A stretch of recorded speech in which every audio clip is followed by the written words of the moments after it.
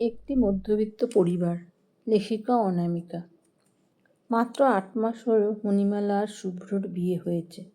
শুভ্র একটি বড় কোম্পানিতে একটি ভালো পোস্টে চাকরি করে। তবে মণিমালা গৃহবধূ, সবে কলেজ পাশ করেছে। অমনি তার বাবা তার বিয়ে দিয়ে দিয়েছে। নিরঞ্জনবাবু গ্রামের সাধারণ একজন স্কুল টিচার। তার আরও 2টি মেয়ে এবং একটি ছেলে আছে। তাই সুযোগ্য পাত্র পেয়ে তাড়াতাড়ি মণির বিয়ে দিয়ে দিয়েছে তিনি। শুভ্রর মামার বাড়ির দিকে মণিমালাদের বাড়ি, সেই সূত্রেই ওদের বিয়েটা হয়েছে। যাই হোক, প্রতিদিনের মতো আজকের সকালটাও ঠিক একইভাবে শুরু হয়েছে। নতুন বউকে শান্তা দেবী মানে শুভ্রর মা সংসারের টুকিটাকি শেখাতে ব্যস্ত হয়ে পড়ে। কারণ ওনার ধারণা উনি বেঁচে থাকতে থাকতেই তার একমাত্র পুত্রবধূকে সর্বগুণ সম্পন্ন করে তুলবেন। কারণ ওনার এতদিনের গোছানো সংসার উনি না থাকলেও যেন একইভাবে চলতে থাকে, এর জন্যই উনি নতুন বৌমার প্রতি মাঝে মাঝে একটু কঠোর হয়ে পড়েন। শান্তা দেবী বাইরে থেকে কঠিন হলেও মনের দিক থেকে খুবই ভালো, আর এই কথাটা তার ছেলে শুভ্র এবং মেয়ে মৌমিতা খুব ভালো করেই জানে। কিন্তু অন্য সংসারে এসে একটু গুছিয়ে মানিয়ে নিতেও তো একটা মেয়ের কিছুদিন সময় লাগে। সেটা যেমন মণিমালা এবং তার বর ও তার ননদ বোঝে, ঠিক ততটাই অবুঝ তার শাশুড়ি মা শান্তা দেবী। ঘরে ফ্যানের হাওয়ায় জানলা ভারী পর্দা বারবার সরে যাচ্ছিল, আর এই ফাঁক দিয়ে সূর্যের আলোক ছটা এসে পড়ছিল মণির মুখের উপর। মণিমালাকে সকলেই সংক্ষেপে মণি বলেই ডাকে। চোখে আলো পড়াতে মণির ঘুম ভেঙে যায়। চোখ খুলে দেখে ওয়াল ঘড়িতে 7টা বেজে গিয়েছে। সে তাড়াতাড়ি উঠে পড়ে আর মনে মনে শুভ্রকে বকতে থাকে। গতকাল রাতেও খুব দুষ্টুমি করেছে সে, কিছুতেই ঘুমাতে দিচ্ছিল না। তার ভালোবাসা যেন দিন দিন বেড়েই চলেছে, আর তার সাথে পাল্লা দিয়ে শাশুড়ির বকুনির পাল্লাও বেড়ে উঠেছে। আর দেরি না করে তাড়াতাড়ি মণি অ্যাটাচ ওয়াশরুমে একটা পাট ভাঙা শাড়ি নিয়ে ঢুকে পড়ে। যতটা তাড়াতাড়ি সম্ভব স্নান সেরে বেরিয়ে মুখে একটু ময়শ্চারাইজার মেখে সিঁথিতে সিঁদুর দিয়েই তাড়াতাড়ি রান্নাঘরের দিকে এগিয়ে আসে। রান্নাঘর থেকে ভেসে আসছে দুধের গন্ধ, চায়ের কেটলির টুংটাং শব্দ। আজও মায়ের বকুনি খেতেই হবে। এত দেরি হয়ে গেল যে। শান্তা দেবী অনেক সকালেই ওঠেন। উনি জানেন বৌমার উঠতে দেরি হবে, আর শুভ্র আবার সকাল 10টার ভেতর বেরিয়ে যাবে। তাই উনি রোজই উঠে রান্নাঘরের কাজ অনেকটা গুছিয়ে রাখেন। বৌমাকে বকাবকি করলেও উনি বোঝেন ও বাচ্চা মেয়ে। তাছাড়া ওর ছেলের সুখী দাম্পত্য জীবনের জন্য বৌমাকে সময় দিতে হয়। তাই হাজার বকলেও মনে মনে ছেলেকে বৌমার সাথে হাসি খুশি থাকতে দেখে উনি খুশিই হন। এত কিছু ভাবতে ভাবতে শান্তা দেবী মনে মনে আবার একটু হেসে নেন। এদিকে মণি রান্নাঘরে এসে দেখে চাটা হয়ে গিয়েছে এবং গ্যাসে বসানো দুধটাও উতলে উঠেছে। ঠিক তখনই ভেতর ঘর থেকে ভেসে এলো ওর শাশুড়ির গলা, মণি, চাটা হলো নাকি? এবার থেকে দুপুরে চা খেতে হবে মনে হয়। আর দুধটা ফুটলে নামিয়ে রাখো, আর ভাতের জল বসিয়ে দাও। এত দেরি করে উঠলে হবে? জানোই যখন শুভ্র সকালে ভাত খেয়ে অফিসে বের হবে। তাও দেরি করো, আর পরে নাকে মুখে লাগে। একটু সময় জ্ঞান রাখো মেয়ে। আর কত বলবো তোমাকে? আমারও তো একদিন নতুন বিয়ে হয়েছিল, তারপর শুভ্র এলো, সবই তো করেছি, কিন্তু তোমার মতো শাশুড়ি মায়ের কাছে এত বকা খেতে হয়নি আমার। মণি থেমে গেল এক মুহূর্ত, তারপর হালকা হাসি দিয়ে উত্তর দিল, এই তো চা নিয়ে আসছি মা, আর দুধের সসপ্যানটাও এখনই নামাচ্ছি। এত কিছু বলতে বলতে আর তাড়াহুড়ো করে চা নামাতে গিয়ে হঠাৎই কিছুটা ছলকে পড়ে গেল। ততক্ষণে শান্তা দেবী রান্নাঘরের দাওয়ায় চলে এসেছিলেন। বৌমার হাত থেকে চা পড়ে যাওয়ায় মুখ কুঁচকে বললেন, এই নিয়ে কতবার বলেছি, কাজটা মন দিয়ে করো। মণি কিছু বলল না, শুধু নিঃশব্দে চা ঢালতে লাগলো। তারপর চায়ের কাপ থেকে প্লেটে 2টো ক্রিম কেকার বিস্কুট নিয়ে মণি শান্তা দেবীকে দিল আর মনে মনে বলল, উফ, রোজ দিনের মতো আজকের দিনটাও যেন শুরুই হলো অভিযোগ দিয়ে। মণি তাড়াতাড়ি চা খেতে খেতেই ভাতের হাঁড়ি একদিকে আর ডালের কড়াই অন্যদিকে বসিয়ে দিয়েছে, কারণ 9টা বাজতে আর বেশি বাকি নেই। যদিও শান্তাদেবী সব কিছুই রেডি করে রেখেছে, ঝুরঝুরে আলু ভাজা আর পাতলা মসুর ডাল, সাথে ডিমের অমলেট কিংবা মাছ ভাজা, এই হলেই শুভ্রর হয়ে যায়। শুভ্র উঠে রেডি হয়ে একেবারে ডাইনিং টেবিলে এসে বসে। তারপর ভাত খেয়ে একেবারে হাত মুখ ধুয়ে মাকে প্রণাম করে অফিস বেরিয়ে যায়। তবে তার আগে মনির দিকে একবার তাকিয়ে চোখেই মনির প্রতি তার ভালোবাসা বুঝিয়ে দিয়ে তবেই বের হয়। মাঝে মাঝে মনির যদি বেশি অভিযোগ থাকে শান্তাদেবীর প্রতি, তাহলে সেদিন কোনো একটা আছিলায় মনিকে একবার ঘরে ডেকে নেয় এবং অনেকক্ষণ বউয়ের পাতলা লাল ঠোঁট দুটো নিজের মোটা পুরু খয়েরি ঠোঁট দুটোর মধ্যে পুরে ভালো করে আদর করে দেয়। শান্তা ছেলের এই বউ পাগলা স্বভাবটাকে খুব ভালো করেই জানে, কারণ শুভ্রর বাবাও এরকম পাগলামি করতো আগে। ছেলে যে তার বাপের মতোই হয়েছে সেটা তিনি ভালো করেই জানতেন। আর মনির মতো শান্ত মেয়েকে কে না ভালোবেসে থাকতে পারবে। আর তাই তখন তিনি চুপটি করে রান্নাঘরে ঢুকে বৌমার ফেলে রাখা হাতের কাজগুলো সামলে রাখতেন। এইভাবেই ওদের সংসার আনন্দে খুশিতে এগিয়ে চলছিল। একদিন দুপুরবেলা পুরো বাড়ি নিস্তব্ধ। মণি দুপুরে রান্না করছে, মুখে হালকা ঘাম, তবুও কেমন যেন চারিদিকে একটা শান্ত ভাব। ঠিক তখন কলেজ থেকে ফিরে এলো তার ননদ মৌ। বৌদি, তুমি একটু ফ্যানের তলায় গিয়ে বসো, মৌ বলল ধীরে। আমি মাছের ঝোলটা নামিয়ে দিচ্ছি। দেখো তোমার মুখটা কেমন লাল হয়ে গিয়েছে গরমে। মণি হেসে মাথা নাড়ল। না রে, থাক, যদি মা দেখে ফেলে তখন তোকেই বকা খেতে হবে। তার থেকে তুই যা, লেবু জলটা খেয়ে নে। এত গরমে ফিরছিস, সেই সকালে যাস যখন আমি তখন ঘুম থেকেও উঠি না। মৌ চুপচাপ এগিয়ে এলো। সে আমি খেয়ে নিয়েছি। আর মায়ের কথা ছাড়ো, বকলে বকুক, তুমি সারাদিন এত কাজ করো, একটু বিশ্রাম তো দরকার নাকি? সেই মুহূর্তে মনির চোখে কৃতজ্ঞতার জল বেরিয়ে এলো। সত্যি মৌয়ের মতো ননদ পেয়ে ও নিজেকে খুব ভাগ্যবতী মনে করে।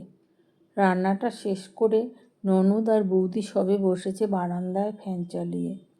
অমনি শান্তা দেবী এসে বললেন, বৌমা, আমাকে খেতে দিয়ে দাও, তারপর তোমরাও খেয়ে নাও। বেলা কটা হলো সেটা একবার দেখে নাও। এরপর যত খুশি ননদ বৌদি মিলে গল্প করো। সকলের খাওয়া শেষ হলে মৌ আর মণি দুজনে মৌয়ের ঘরে এসে শুয়ে সেই গল্পের ঝুড়ি খুলে বসে। মৌ বক বক করতে করতে দেখে ওর বৌমণি কখন যেন ঘুমিয়ে গিয়েছে। ও মনে মনে হেসে ফেলে। সত্যি ওর দাদাটা না বউটাকে খুব ভালোবাসে। মনে মনে একটু হেসে ও সঞ্জয়কে ফোন করে যে ওর ভালোবাসা। বেচারা একা আর কী করবে, ও চলে যায় বেলকনিতে। সেখানে সোফাতে বসে ও এখন বেশ কিছুক্ষণ সঞ্জয়ের মাথা খাবে। সঞ্জয় একজন ডাক্তার, চাইল্ড স্পেশালিস্ট। এদিকে কখন যেন ঝুপ করে সন্ধ্যা নেমে যায়। বাতাসে ভেসে আসছে ধূপের গন্ধ।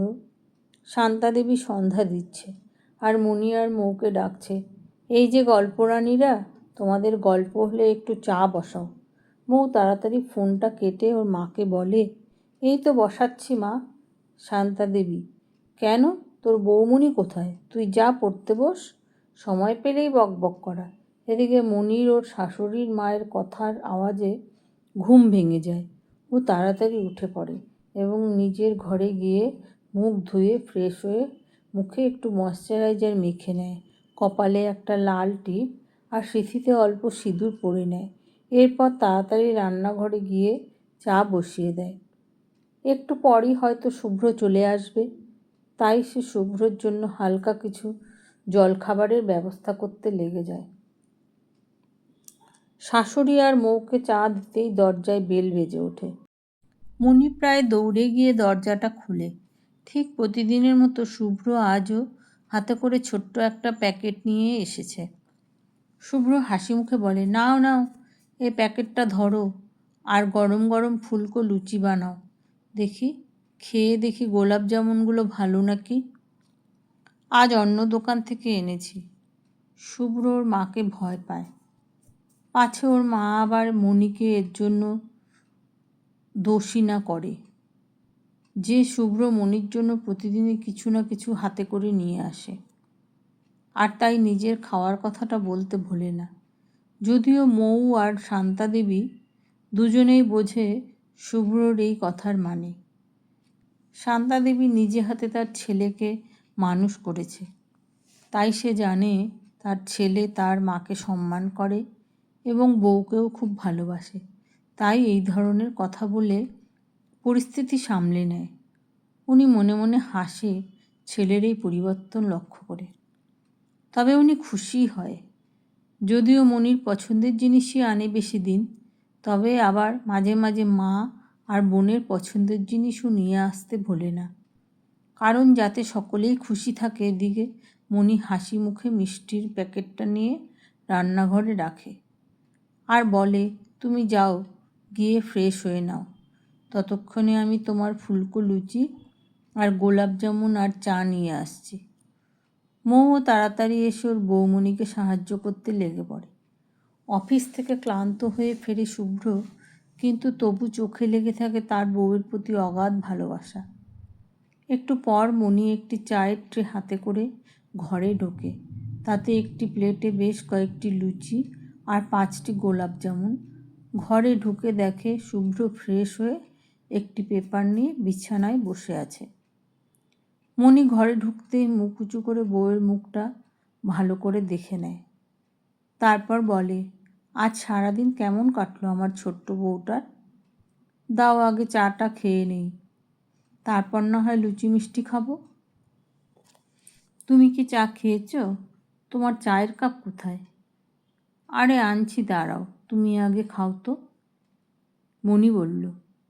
শুভ্র, না থাক, আর যেতে হবে না, এখানে বসো, আজ না হয় এই একটি কাপ থেকে দুজনে ভাগ করে খাবো।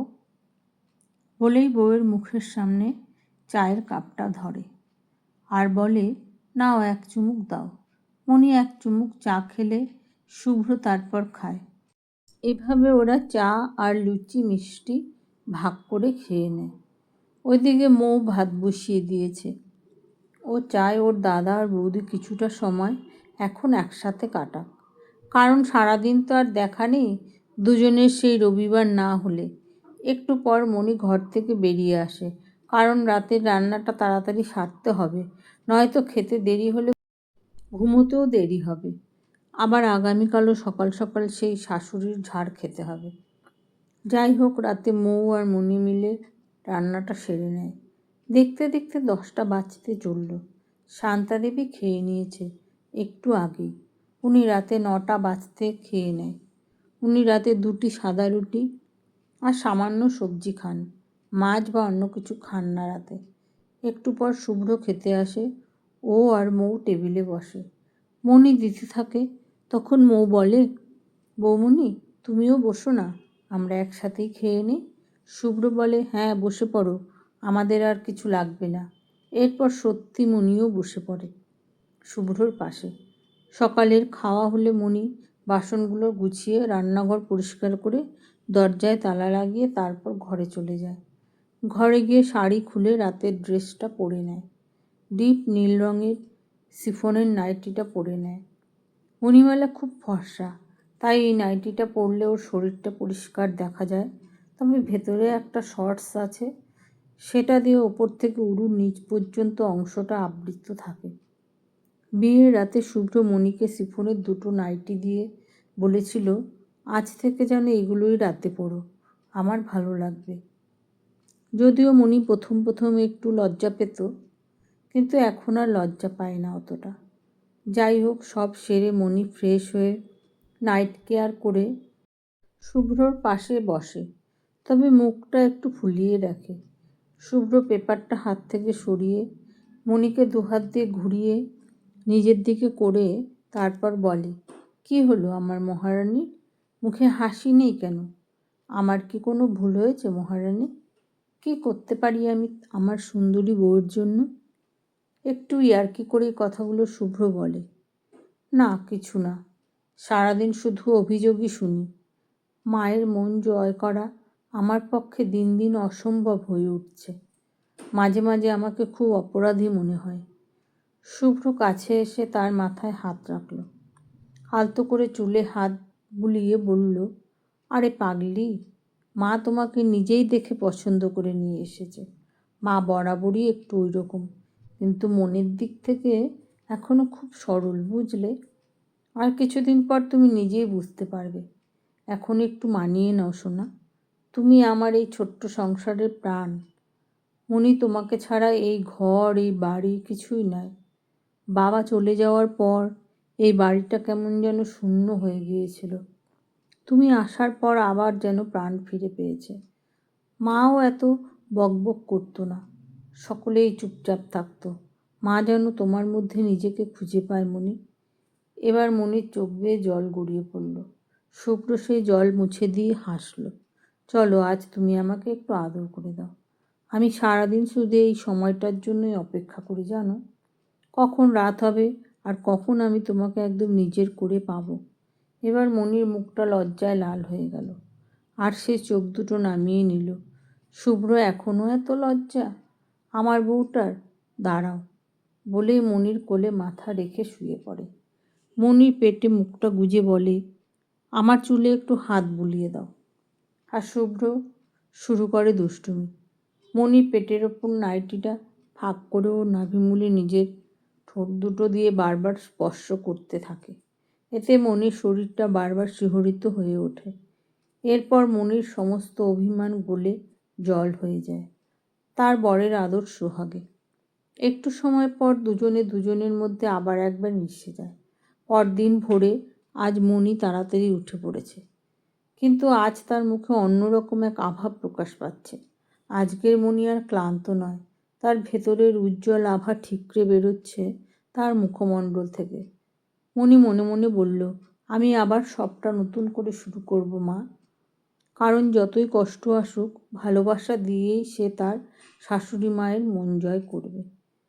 এমন সময় শান্তাদেবী ফুল উঠিয়ে নিয়ে আসে বাগান থেকে। দেখে মনি রান্নাঘরে কাজ করছে। এবার শান্তাদেবী মনির মাথায় হাত রেখে বলল, এত তাড়াতাড়ি উঠেছিস মা? আমি যে বুড়ো হয়ে গিয়েছি, তোকে শুধুই বকাবকি করি। আসলে আমার তো আর বেশি দিন এই সংসারে নেই, সময় ফুরিয়ে এসেছে। এরপর তোকেই তো একা হাতে সবটা সামলাতে হবে। আমি চাই তুই যেন আমার পরে সুন্দরভাবে এই সংসারটা এগিয়ে নিয়ে যেতে পারিস। সংসারে টিকে থাকতে গেলে একটু কঠোর হতে হয় মা, তাহলেই তো তোর ঘরের দেওয়াল কেউ ভাঙতে পারবে না। কি বল মা? আর শোন, কাল থেকে আর একটু পরেই উঠিস। আমি যতদিন আছি সবটা অল্প হলেও সামলে দেব। এবার মণিমালা শাশুড়িকে জড়িয়ে ধরে কেঁদে পায় আর বলে, মা আমাকে মাফ করবেন, আমি আপনার সব কথা শোনার চেষ্টা করব। আর ভুল হলে বকে দেবেন, আমি কিন্তু আর কষ্ট পাবো না। শান্তাদেবী মনির মাথায় হাত বুলিয়ে, পাগলি মেয়ে আমার। এদিকে শুভ্র উঠে মণিকে ডাকতে গিয়ে পর্দার ফাঁক থেকে মা মেয়ের এই খুনসুটি দেখে মনে মনে খুশি হয়। আর আজ সে মনের দিক থেকে একদম এক প্রশান্তি অনুভব করে। সে এরপর ফ্রেশ হতে চলে যায়।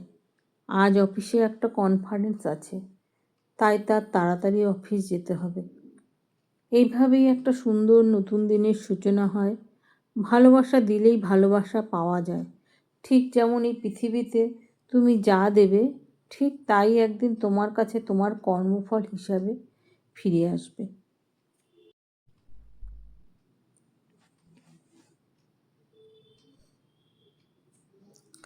ধন্যবাদ বন্ধুরা। গল্পটা ভালো লাগলে অবশ্যই লাইক, শেয়ার আর সাবস্ক্রাইব করে দিও।